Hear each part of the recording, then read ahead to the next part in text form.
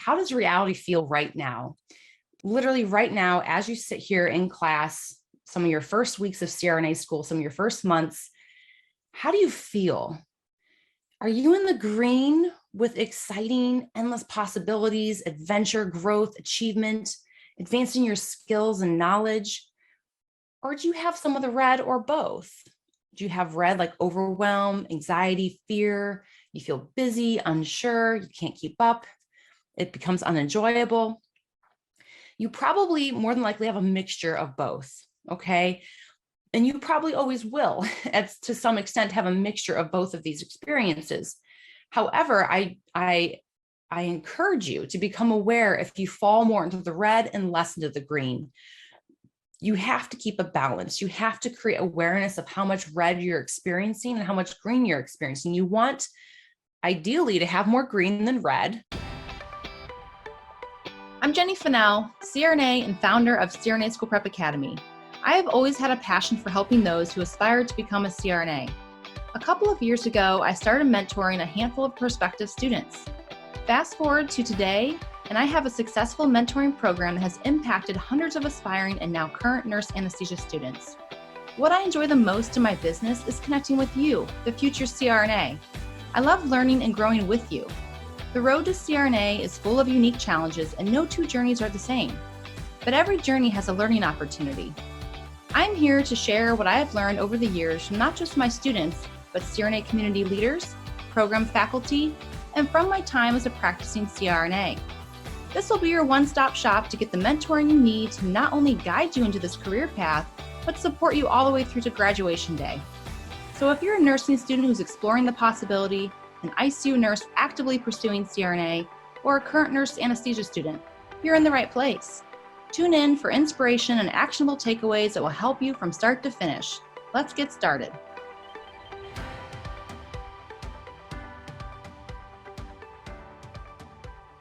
Well, hello, future CRNA. Welcome back to the show. Today, I'm going to share a very special episode on how to manage your mental wellness while in CRNA school.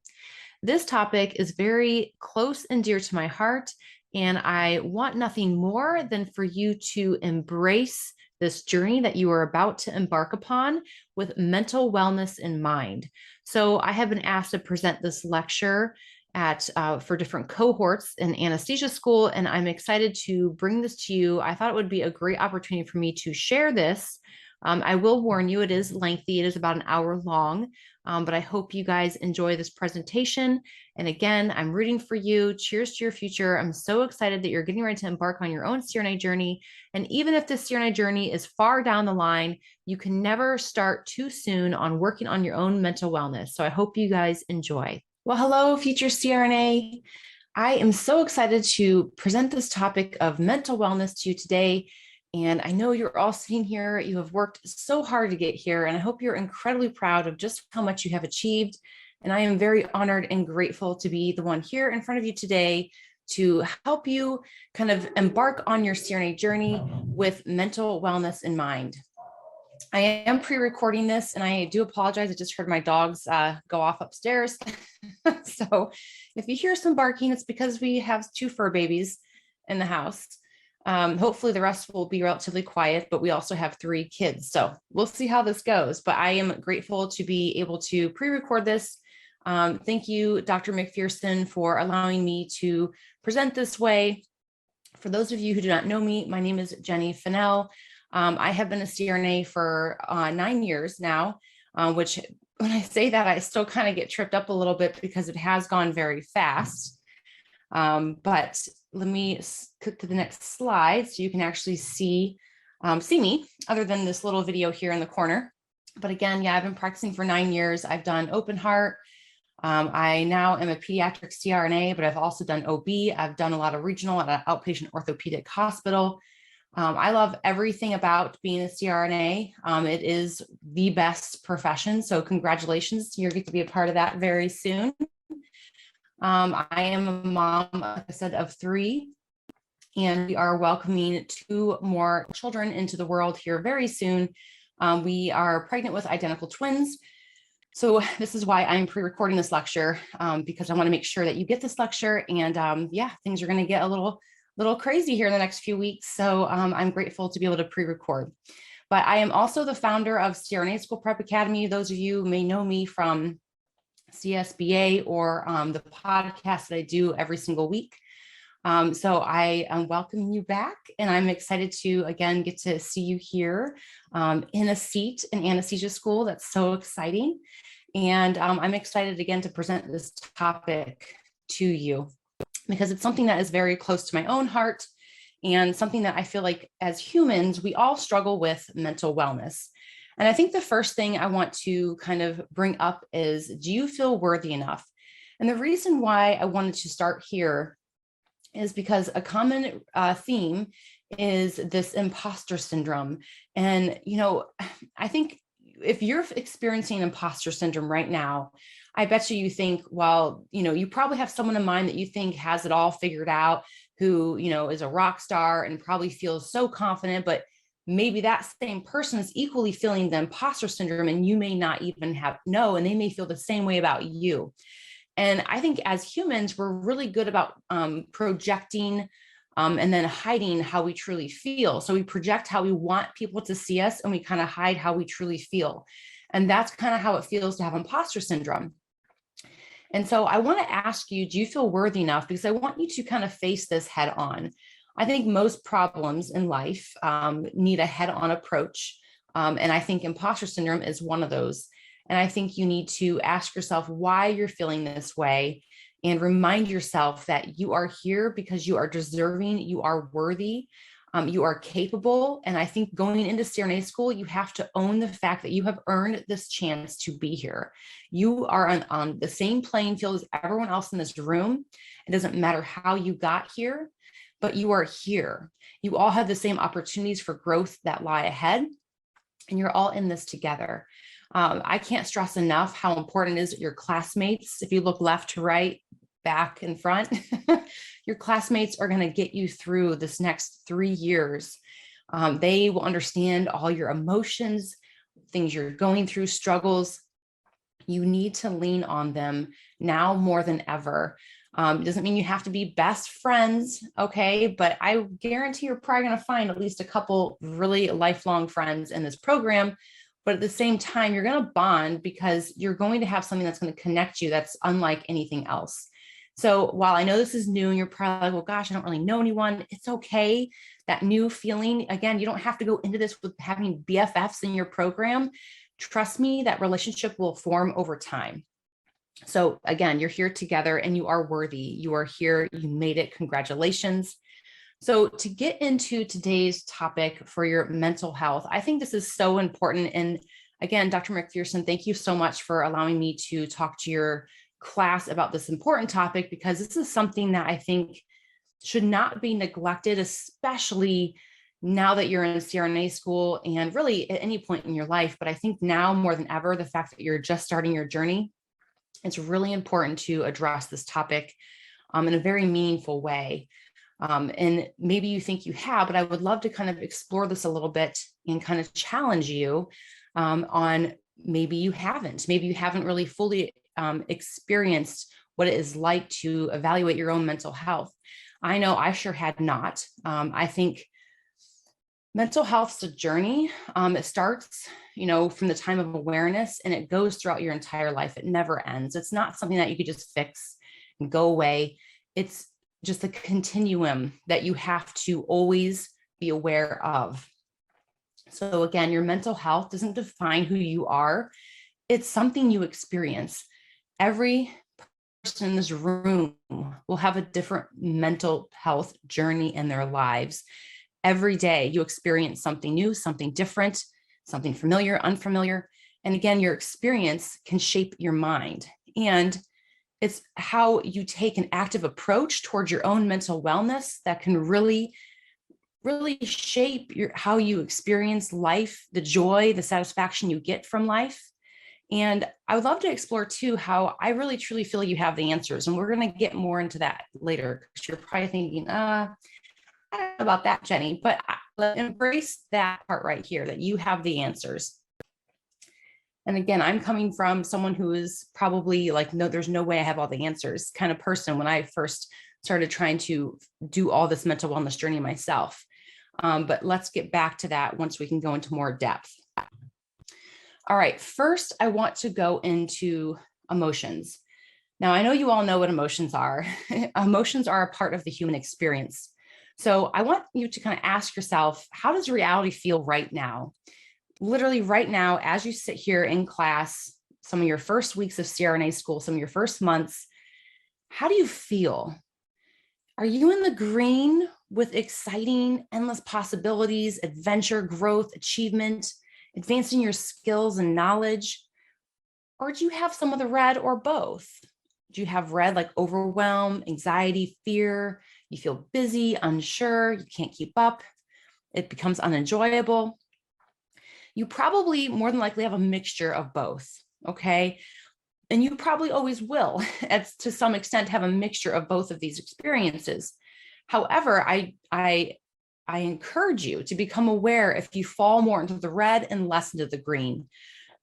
You have to keep a balance. You have to create awareness of how much red you're experiencing and how much green you're experiencing. You want, ideally, to have more green than red. You will probably always have red, but when you experience red, you have to ask yourself why. You have to ask yourself, what is causing this? What emotions am I putting to this experience that is making me feel this way? And I'll give you an example of something that I caught myself doing quite often, is that people would ask me, well, Jenny, how are you? And the very first thing, boom, without even thinking, that would come to my mouth was, I'm so busy. And it wasn't until I had a coach myself that pointed this out to me. They're like, you're always telling me that. Like every time I ask you how you are, that's all I get. And it was a little disturbing when I realized that, wow, they're really right. And that's not really a positive thing to say about my life. And maybe that's partially why why I'm creating this overwhelming anxiety for myself, because I'm just saying I feel so busy all the time. And so this approach that I had with dealing with this busyness feeling all the time was taking a different approach to how I felt about my life and the emotions that I associate with it. So, okay, yes, I have a lot going on, but that's because I'm fulfilled. That's because I have accomplished a lot. And I'm proud of that. I'm proud to have a lot going on because I'm fulfilled. I have created this life for myself. Can you see how that creates much more positive emotions behind it than just saying I'm busy?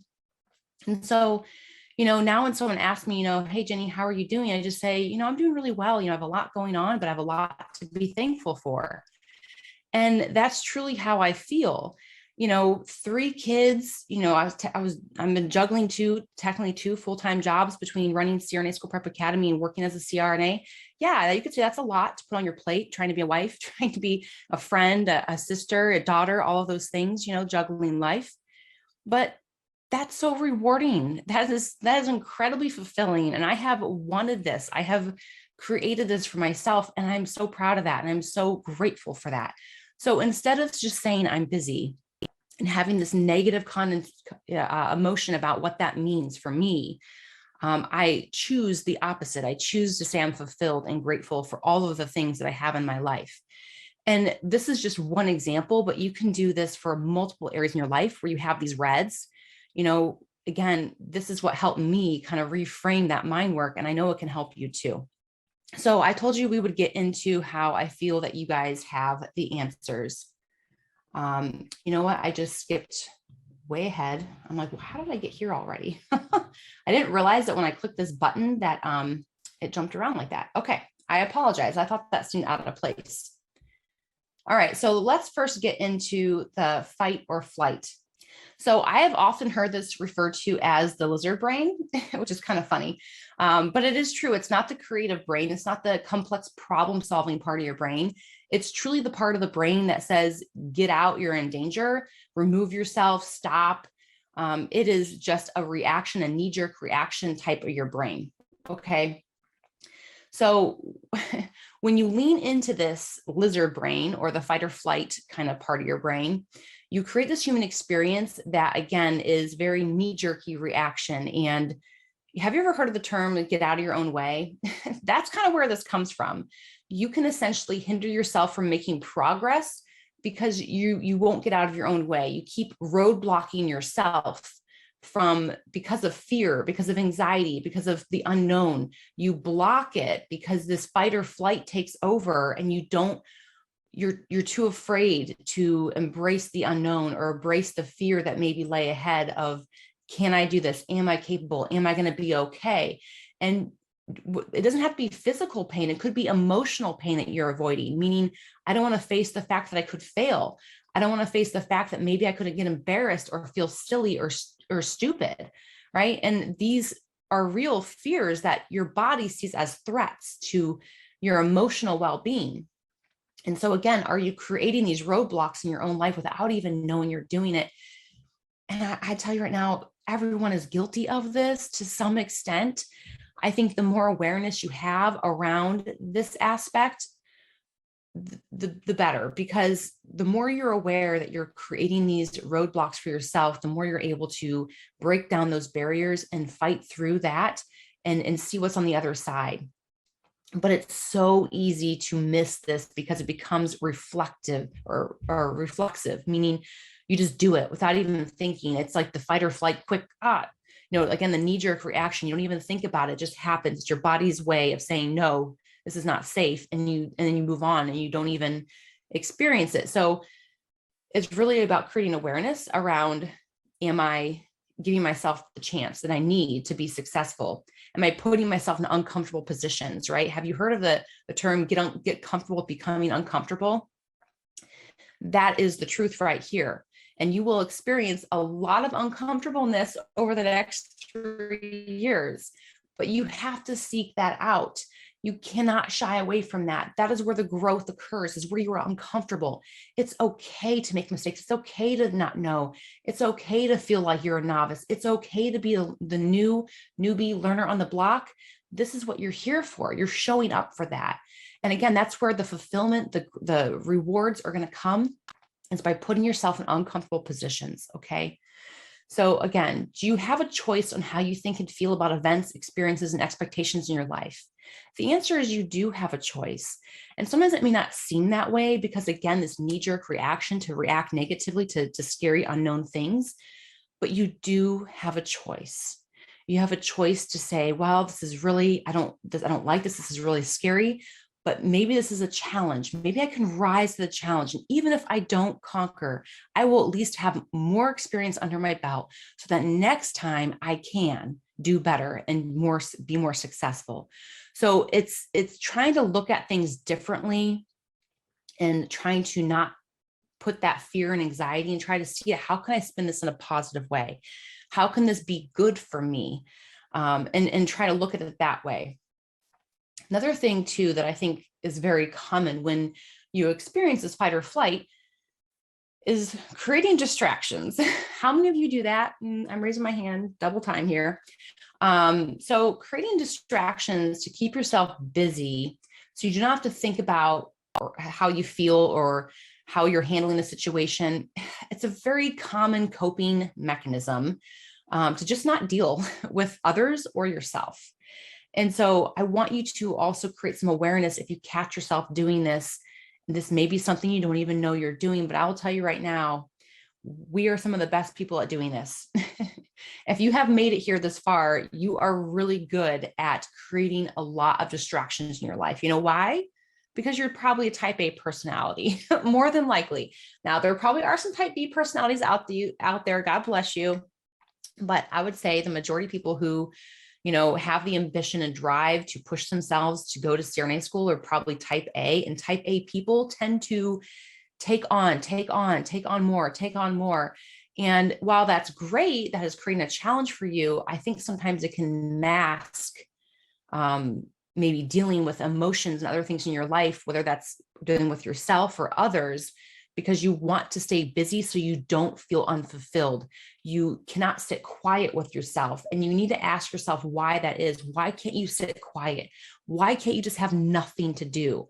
And again, I'm guilty of this so bad, but creating that space in your life to just be quiet and at peace and to really think about who you are. Why are you doing this? What got you here? Who are you to other people around you in your life? These questions will help you make more out of your own life and help you create so much joy and satisfaction for others. So you need to take a deep breath. You need to find space, quiet, and you need to self-reflect. And if you find yourself creating distractions, staying busy just because there's something hollow within you, that is a big sign that you need to look at that empty space and you need to work on filling it. If you do not start that process now, I promise you it's not going to get better by the time you're done with CRNA school, because you will be busy. You will be really, really busy. You need to make sure that gap, that hole, whether that's there or not, you need to make sure you look at it and know what's in that hole and really assess how can you fill up your own cup, because you're getting ready to pour into others, pour into your academics, your career, and you can't pour from an empty cup. Okay. So distractions, you need to understand if that is what you're doing to replace something that is not fulfilled internally. All right. And again, this is a part of a coping mechanism. We all do it to a certain extent, but you have to look at who you are and love who you are, own who you are, flaws and all, because we all have them. You need to lean into that. Okay. And there's no fault or fear around doing that, because we all have them. And I guarantee you have loved ones in your life who love you regardless of all your flaws. And they will tell you that over and over and over. Similarly, you love them. You know they're not perfect. So embrace the fact that you're not perfect. Know that you're loved regardless. And look at yourself in the mirror and try to love yourself. Not even just try, do. You need to love yourself. But the first step starts with looking at the mirror and giving yourself the chance to be loved. All right. I think we all go into this as, achievers. And I think when we don't achieve, sometimes we take that the wrong way, or maybe we don't feel as worthy. And so I want you to start combating that now, because my gosh, you are worthy, but you have to believe it yourself. You have to want that for yourself. And that starts with, again, looking in the mirror and loving yourself. You have to start today. You have to, again, fill that hole, whether that's there or not, but you have to assess what's in it. We probably all have some self-love to give to ourselves, right? And I don't think we practice that enough. So again, make sure that you're not filling the void with a bunch of distractions, that you are focusing on yourself throughout this journey. And I want you to make sure that you're not just focusing on what makes you feel good on the outside. Again, you have to focus on what makes you feel good on the inside. And the people around you who love you, they want that more than anything. So let them fill you up. I think that's the hardest thing really to do too, when you're used to being self-sufficient, is to rely on others to make you feel good. But ask for a compliment. It's not a bad thing to say, can we make this a daily practice where we give each other a compliment or tell each other what you have made me happy? Like if my husband did something nice, thank you for taking out the trash. It made me feel I'm really grateful for you that you took out the trash today, or whatever it is.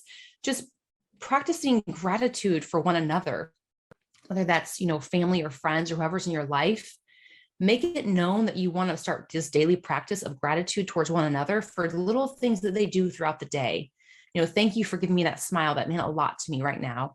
It thank you for that hug, or, just little things like that, and creating that space in your life to let others fill you up and let it be known that you need that as well. And you will need that from your significant others, from your friends, from your family. You will need them to be able to pour into you. My challenge to you is to accept the love. All right, next I want to go into, how do you measure success? So this one's kind of tricky, and I'm going to pop over to my notes here because I want to make sure I don't mess this up. So I think everyone's different. I know everyone's different, But I think that a lot of people tend to compare themselves to others to kind of measure their success. I know we're all guilty of this, at least. I also know that you self-reflect on what your own achievements are and you put pressure on yourself to do things, right? And if you achieve or you don't achieve, that could be how you measure your success. But I want to stress to you so badly that, you can't live your life comparing yourself to others, because it takes away your own joy. You really do need to self-own everything you do and not look at anything that you do that's hasn't achieved or is a failure as you're not successful. That is how you become successful, is through failures, is through not achieving. You learn from those things to figure your way out to success. So you don't become successful without failure. Okay. So remember, that is really, really key. And I also want to stress too that, you cannot make your happiness contingent on achieving the next achievement, a higher salary, becoming a CRNA, or I'll be happy once I pass boards. You cannot have your happiness rely on the next thing. You have to live in the moment and what you currently have, and what you currently have achieved, and be proud of that. Because otherwise you're going to be seeking constant fulfillment from doing and doing, and you're never going to be truly happy with who you are currently. And it's never going to feel good. So you need to take a deep breath, be proud that you made it here. You made it into CRNA school. Like, own that, sit with that, be okay with that is where you are. And that is what you're so incredibly proud of. Do not feel like I'm not going to be enough if I don't graduate, or I'm not going to be enough if I don't do this. That has not even happened. And we're going to get into that a little bit at the end, that you shouldn't worry about things that haven't happened yet. But again, be proud of who you are today. You are successful. Every day that you're on this earth, you're successful. It doesn't matter what happened yesterday, last week, last month, last year. You are a success. You are here. You are showing up for yourself. And again, that is a measure of success. You were here. You were doing the things. So be very cognizant of the kind of pressure you're putting on yourself for success in life, and make sure that you're owning and living in the moment and being proud of who you are today. Okay. So the truth is what you say it is. So, we all look for the truth. We don't say, I believe this, I know it's not true. Or you don't take something that is not true and say, I believe it. So you typically believe what you believe because you believe it to be the truth, right? You don't purposely believe things that are false. So we all look for truth. Even though our vision is 10 times better than reality, sometimes we can still think it, feel it, and wish for it, right? Have you ever had those daydreams where you're just like, oh, I have this and this and this and this. And even if those daydreams never truly come true, it's just the joy of thinking about it, of like, what if this can happen? It makes you feel those emotions and that excitement, that drive, that passion to achieve, that pushes you forward. Okay. That helps you create that faith that you can. And so that's a healthy thing to do. And I think we need to start looking for the fact that we're looking for meanings in our goals and achievements, but we also look for the meaning behind our own emotions and experiences and expectations, because we learn from them. We gather insight from those things. We understand who we are by doing that. So creating space in your life for reflection of your experiences and your expectations, you're going to allow yourself to see, okay, is this realistic? Am I being too hard on myself? Have I set realistic goals and it's okay? Or maybe is there something else I can do differently so I don't feel overwhelmed by this goal, and maybe break up into smaller steps. And so again, you need to look for the meaning behind things, especially when things go into that red column, like I said earlier, the anxiety, overwhelm, fear, and look for the truth behind why you're experiencing these emotions related to the experiences in your life. So again, we're always looking for the truth to gather insight, and that should be no different when you're exploring your own thoughts and emotions and how you feel day to day. All right, so cause and effect relationship. So we're always looking for the reason behind the why. And I love this because, we've had little kids now, and between ages 3 and 4, the whys are like, why? And sometime around like ages 7 and 8, that starts to kind of fade. And it almost seems like seems to happen kind of when they start school. I think we teach our children to be more self-sufficient, to learn why yourself and to kind of figure it out. And we, I think people have a lot of pride in like being able to figure it out themselves and not ask. So again, I just noticed like from a young age that the why, that if the questions stop, when you get to a certain age, like you should never stop trying to understand the why. You should always try to understand the why. Why do you feel this way? Why did this happen? Why do they react like that? Why does this not work? Why can't I understand? So similarly, how you reflect on your own emotions, the more you understand how and why you feel that way, this allows you to understand the cause and effect relationship. So, asking why is a really, really, really powerful tool to do self-reflection, to understand why is it that you feel this way? Why do I feel so uncomfortable with the situation? And is there something I can do differently? And doesn't mean, and maybe you made a mistake. Maybe you took an action that made you feel bad or had a bad outcome. It doesn't mean that you yourself are bad. It means the action. And anytime you're doing any kind of reflection on self-awareness, you need to make sure you're separating self from action. We are human. We are who we are. We take actions. Sometimes those actions are not good or they don't pan out the way we think. Don't put that negativity on you, put it on the action. Okay. It's so important to do that because otherwise you're going to be beating yourself up and make yourself feel bad. And that actually won't help you move forward because you're going to feel fearful and to move forward in it because you don't feel confident about yourself and who you are to even tackle it. But if you say, okay, that action or that the way I thought about this caused this outcome, maybe I can change the way I think about this to cause a different outcome, or maybe I can take a different action. Those are things that you can control, that you can do differently, that don't necessarily make you feel bad about who you are, but allow you to say, okay, I had a lapse in judgment. That judgment was my action. How can we reshape that? And how did this come across to someone else? And how can I repair that relationship? How can I maybe be more self-aware next time so I don't come across that way, so we get a better outcome? And again, these are all things that take time. They don't happen instantly. And they're things that daily that you have to work through. And as humans, that's just to be expected. But you have to really understand the cause and effect relationship that comes with day-to-day interactions with peers, coworkers, classmates, professors, your clinical preceptors.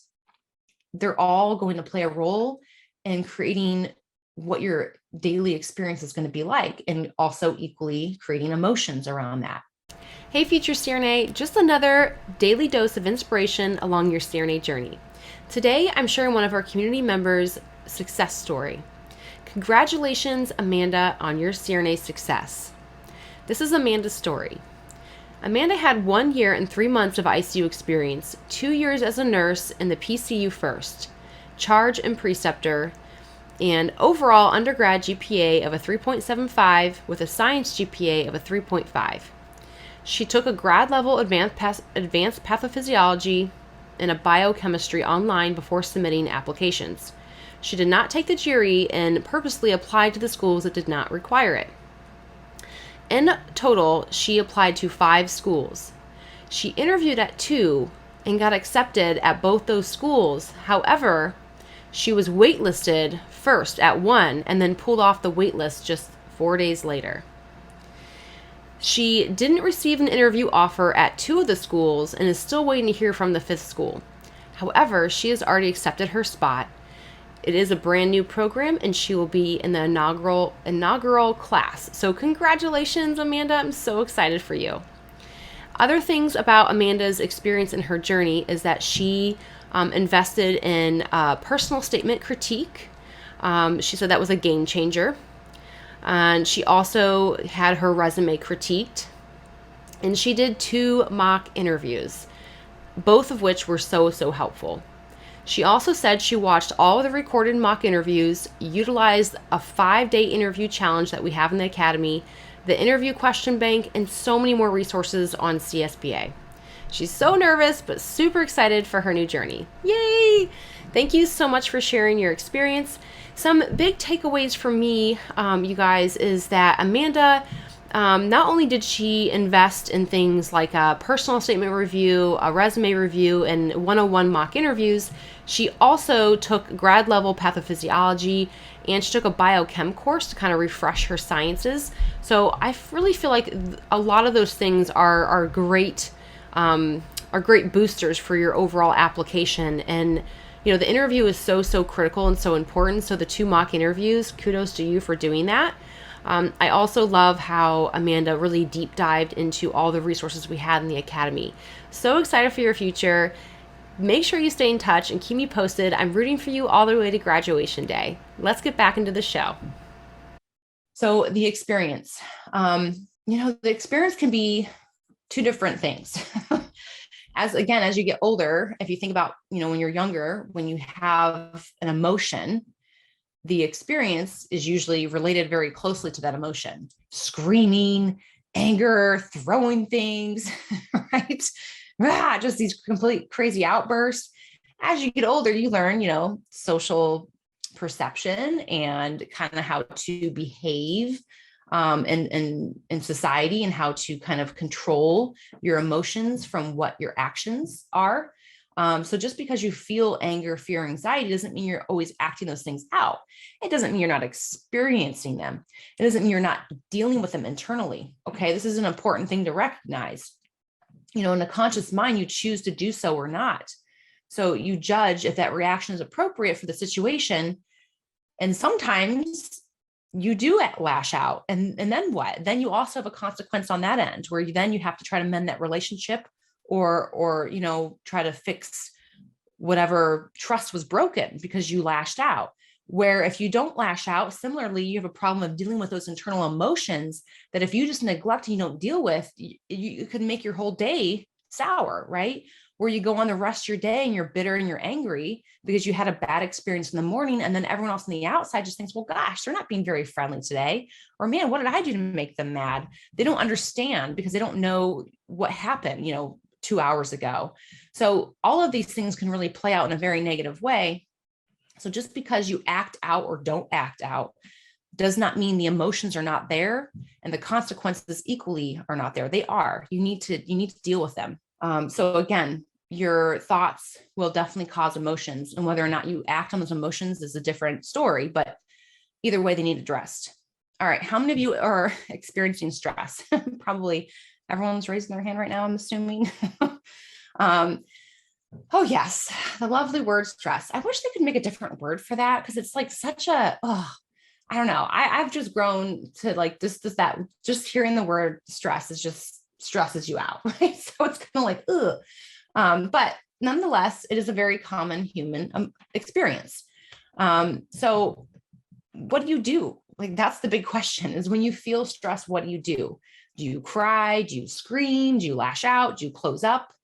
Or do you talk it out? Do you go for a run? Do you get organized? Do you make a plan? Do you ask for help? That I probably should have bolded and put like huge on the screen, but the last is not mean the least important. Do you ask for help? So I think how you handle your stress, how you experience stress and what you do because of it can really make or break your experience. So be cognizant and aware of when you're stressed out and find an outlet that is conductive for moving forward. I think one of the things I know I made a big mistake in school and, I look like, you look back and you reflect and you're like, oh, I remember I just didn't want to talk because the emotions that came with talking out my stress caused more stress at the time.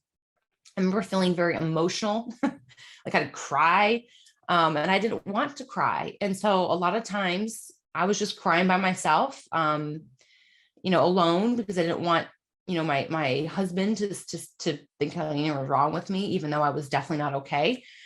So I when I got to a certain point in school, when I realized that this was not healthy, I was starting to have a lot of panic attacks.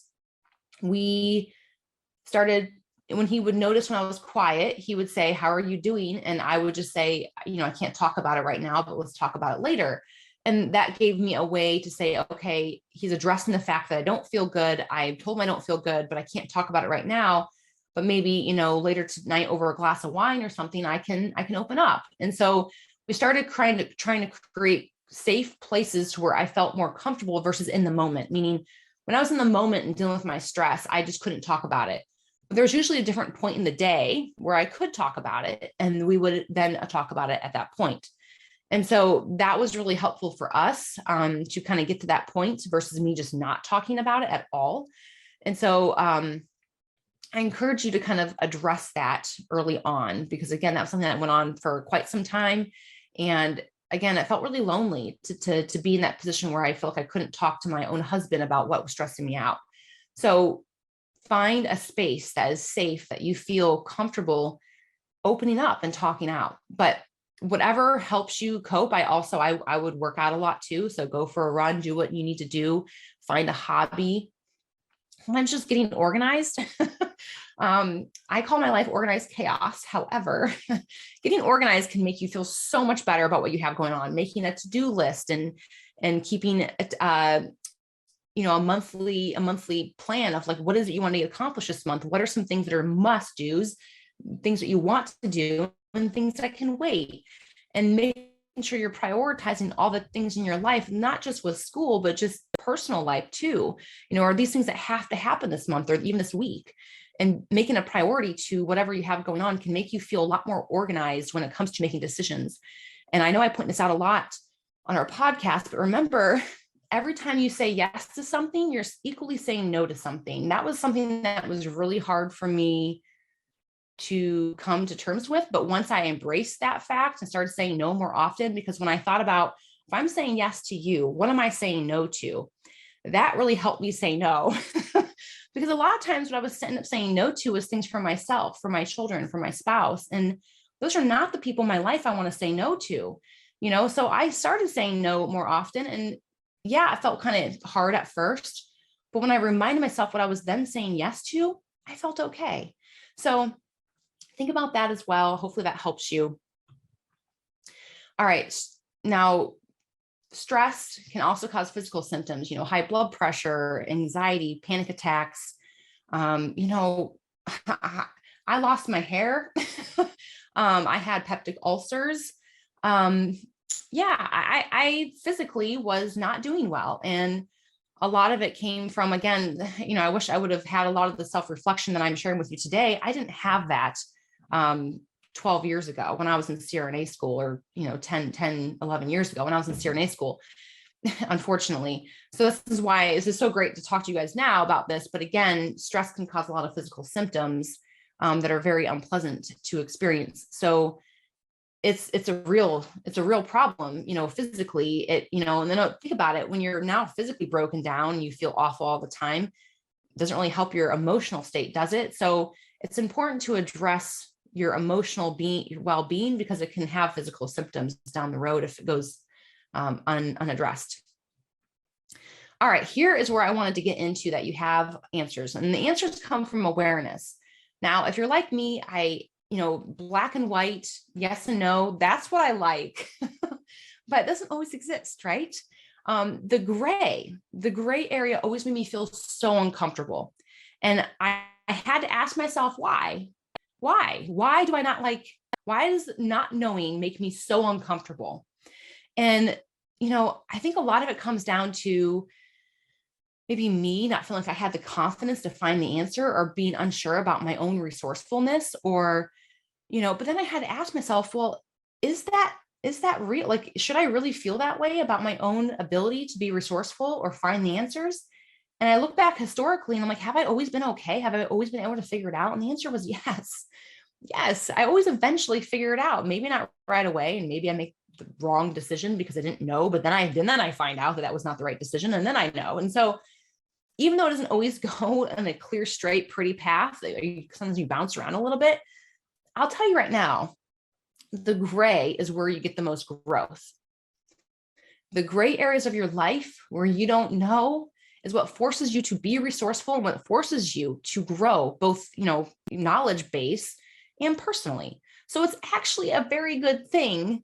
You don't always want gray, because that would be very stressful, right? But not having a direct yes and no, black and white answer is actually a good thing for you as a human and as a person, for growth and for future accomplishment.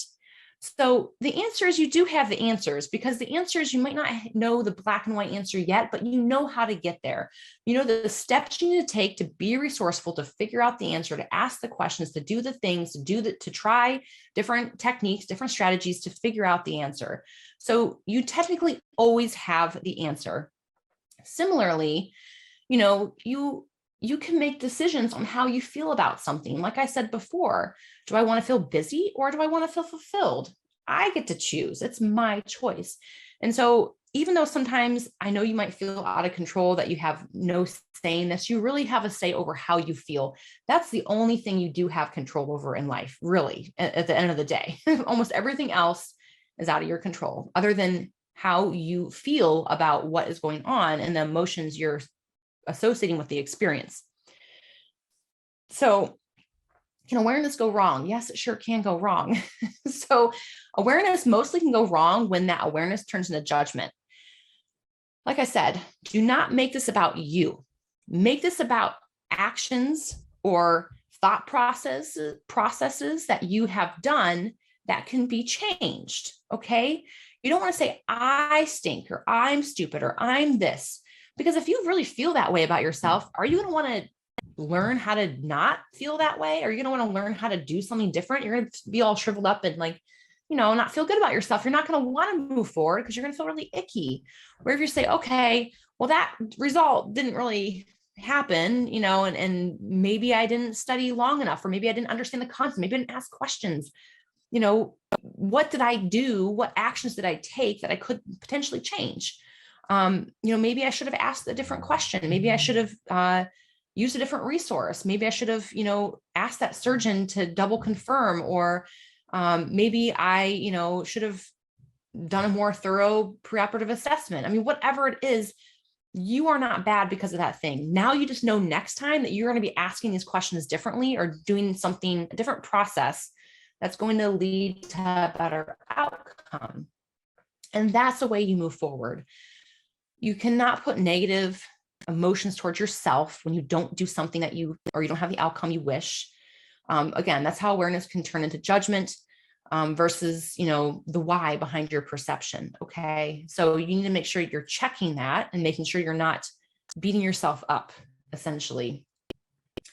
There's nothing wrong with you if you don't achieve your goals. It's actually a good thing. And as, like I said before, failure is the beginning of a win. So that's actually a good thing. You're like, I know it seems kind of weird to celebrate a failure, but so much can be learned from failure. So much can be learned. Only if you take the time to reflect on it and to look at it in a way that's not judgmental. If you look at it as a failure and you judge yourself, you're not going to be able to win from that. You will only win from a failure if you take it away from yourself completely as an action or an event that you can do something differently about for next time. Okay. That's how you win.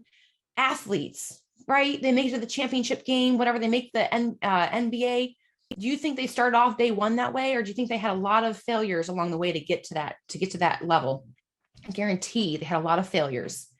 Every failure, they measured themselves in a way that was not like self-hurtful, but how can I do something differently next time?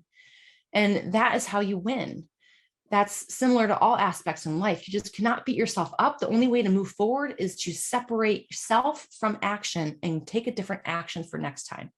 Remember, it's about acceptance of the action, even if it wasn't a good outcome, taking ownership of that, and then taking a different action.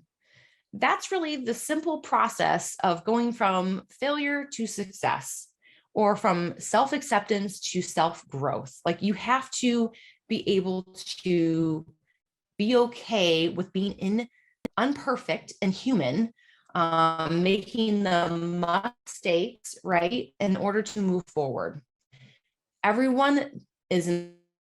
Nobody doesn't make mistakes. Everyone makes mistakes. Every single person. All right. So don't beat yourself up. It's okay. It's more about taking ownership of that, being okay with that, acceptance, and then taking a different direction next time. All right, so we're wrapping this up, and I want you to know that mental wellness is an evolving journey. It's going to fluctuate. Your mental well-being is going to fluctuate. It's okay to need external help. In fact, I would expect it. Like I said, I got help. I had postpartum depression. I had a therapist for a while. I've also had other mindset coaches myself, especially over the last few years. And all of it has helped tremendously. And there was a period of time where I felt bad about that. I felt like, well, gosh, if I can't handle myself, like, what does that mean about me? And that's when I had to catch myself. Why am I beating me up over needing something else from others and needing some other type of perspective on life? That was not going to help me move forward past that, right? So it's okay to get external help. It's okay to need prescription drugs for a while to get yourself better. It's okay to need therapy. All of it is okay. We're all human doing the best we can. And if you need something, it takes courage and bravery to ask for help. That's something to be proud of, to say, no, I'm not okay. Good for you, because that takes a lot of courage to do. And so don't be ashamed. You can always find someone out there who can help you. You just have to be willing to put your hand up and say, I need the help. Okay. So you're going to fluctuate. It's okay to need help. Create that awareness piece that you're going to need to identify when you need this help. You need to recognize, who your support system is, and recognize what you can do for yourself to help at the times of need, and who, again, recognize when you need it and who you would go and what you would do. And then again, mindset, turning those negative emotions into positivity. Okay. The busyness to fulfillment, the overwhelm to, I have a lot going on, but I created this for myself. I am successful. That is why I have a lot of overwhelm, because I'm successful, because I have a lot going on. That's something to be very proud of. And that makes me feel good, not bad. And so trying to reframe the negativity that could be there with certain emotions and trying to make it into a positive on your life. And think about it too. I know, like, if you think about, like, when adults retire from their careers, it's all they've known, and they put a lot of self-worth on that career, and then they have nothing to do. That equally, they find themselves going into a spiral depression. They don't feel fulfilled anymore because they needed that career to feel fulfilled. And so that's a problem too. You need to create things in your life outside of your career, your personal life, everywhere, to feel fulfillment. And you need to be aware of that throughout your journey in life. Okay. Because it's going to come and go. And knowing, like I spoke to before, knowing who you are, where is your hole, and is your cup full or empty, and addressing that first. Because I guarantee if someone retires and their cup was full, they're not going to feel empty afterwards. Similarly, when you're in CRNA school, you're going to be busy, busy, busy. If your cup is empty, and when you're done, you're going to feel like, well, I feel like a shell of a person. And that kind of feels icky, to work so hard to get done with CRNA school, to just not feel like you don't know who yourself is. So you have to fill your cup. You have to address who you are, love yourself, and own the things in your life that you want to do to fulfill, for your own fulfillment. And then taking action. Action is really important. Being aware is one thing, but if you're willing to just sit on it, it's never going to change. Action is what drives results. So again, you have to take action. I want to share this breathing technique that has helped me tremendously. Panic attacks right here, definitely suffered from those. I had my first panic attack when I was in college, my freshman year. And I remember thinking I was having a heart attack, and, not knowing what the heck was going on, ended up figuring out that was what a panic attack felt like. I went on to experience those for several, many years, including grad school. And I dealt with insomnia. I'd go days without sleeping. I definitely let anxiety play a very large role in my life. And it wasn't until probably about, our son's 6. So I think it was about like 5 years ago. Well, I probably started when we had our first child. I was having issues with my blood pressure because of my anxiety, and I was having tachycardia and things of that nature. and it caused some problems in my pregnancy. So that being said, I started saying, well, they want to put me on all kinds of drugs. And I tried different drugs and all made me feel icky, never really helped. So I started saying, well, what can I do differently to try to control these emotions and try to control this anxiety that I feel all the time? And I started breathing. I started meditating, even though it was really hard for me. Breathing is what worked the best. And it's because it's a physical activity.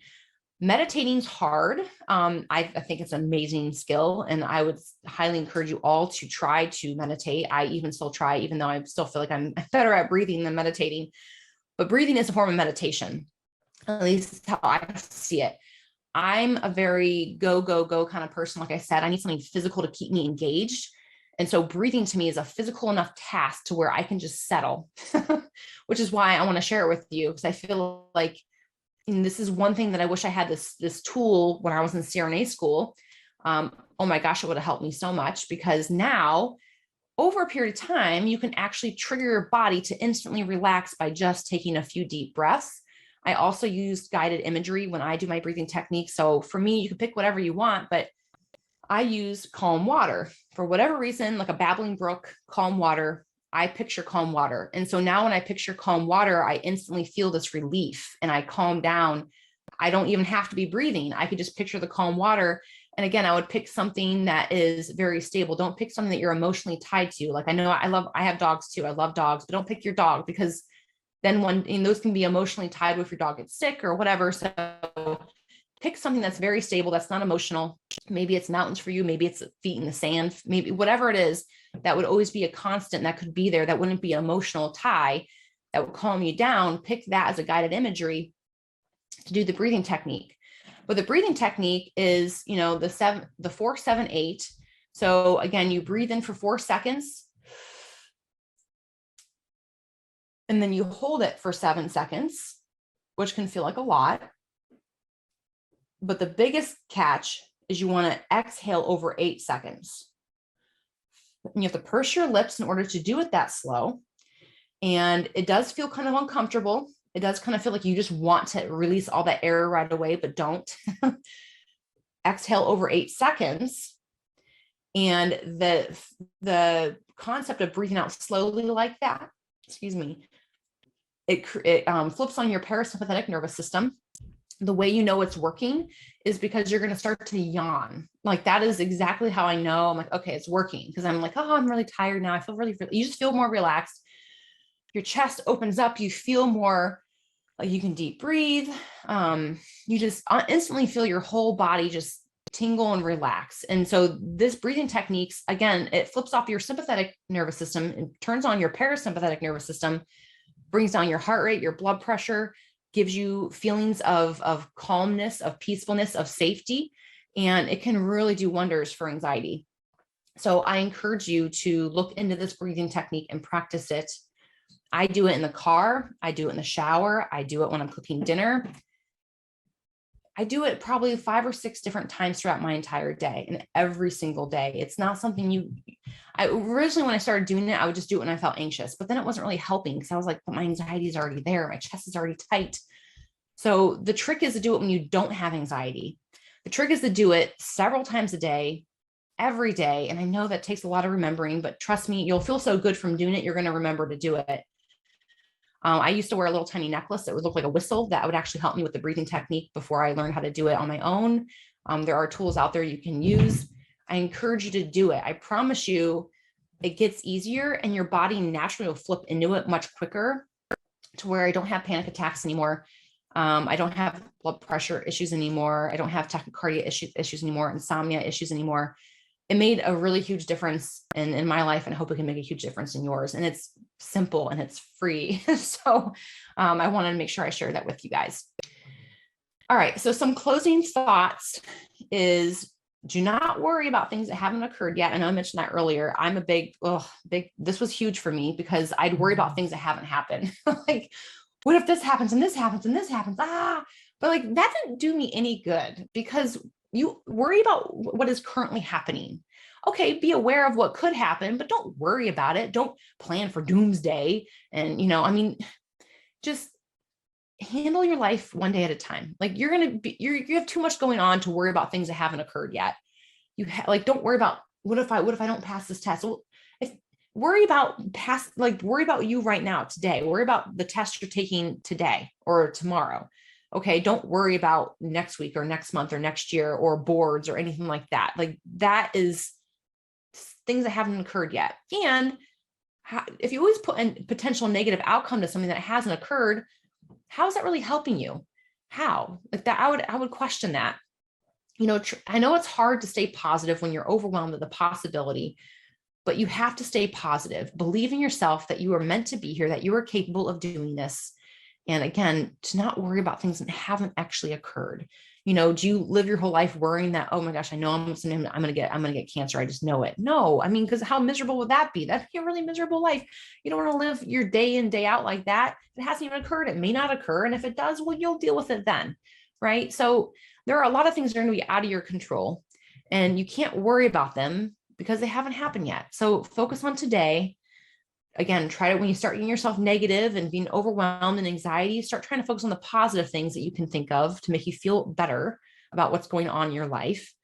And then accept the fact that some things are out of your control and do not place self-blame because of that.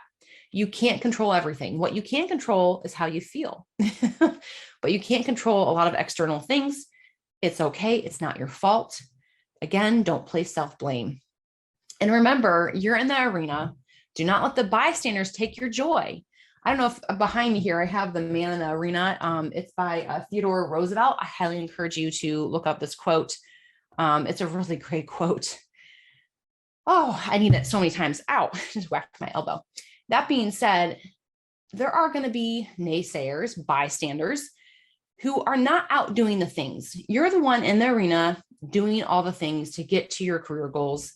You cannot let others take away your joy. Don't let anyone make you feel bad about saying, no, I can't go to that family gathering or I can't go to that friend outing. You're in the arena, okay? You're doing the things. Those bystanders are going to be bystanders and they're naysayers, whatever you want to call them. So don't make them or don't let them take your joy and your pride for what you're doing. You earned it. You deserve it. And those are my closing thoughts. And I also want to leave you with some resources. These are books that I find incredibly helpful that I have read throughout the last couple of years. One of the best ones, or some of the ones that are probably my favorite. I really like Mindset by Carol Dweck. That one's a really great book, and she focuses a lot on growth mindset. The other one that I love is Dare to Lead by Brene Brown. Oh my gosh, it's so amazing. It'll be a really inspirational book for you to listen to. But all of these are really great books. Again, Sustain Your Game if you're really into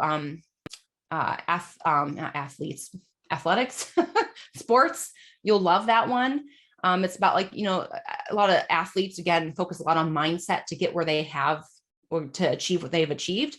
So in Alan Stein, I forget, don't blame me, I'm not a super huge sports fanatic, but he's some kind of might be NBA. Yeah, I think it's an MBA coach. I'm not really sure. Anyways, but it's a really good book. So those are some fun things to leave you with. Thank you so much for your time. I appreciate you. Wishing you guys the best of luck and excitement going forward. And yeah, thank you so much. I appreciate you. And till next time, take care and cheers to your future. Well, that summarizes today's episode. I hope you enjoyed, and I hope you found some valuable tips and tools that you can use when thinking about your own mental wellness going forward from here. I appreciate you tuning into the podcast. And if you wouldn't mind leaving a review, I would so very much appreciate that. Until next week, take care. Bye-bye. Hey, future CRNA, as always, I appreciate you and your loyalty. Thank you so very much for tuning in this week. I'd love to hear from you, so screenshot this episode and share it to your IG stories with your biggest takeaway. Don't forget to tag me at CRNA School Prep Academy so I can personally thank you. Be sure to head over to CRNASchoolPrepAcademy.com to check out our blog and gather free resources to help you along your CRNA journey. Stay strong, and I'll see you next week.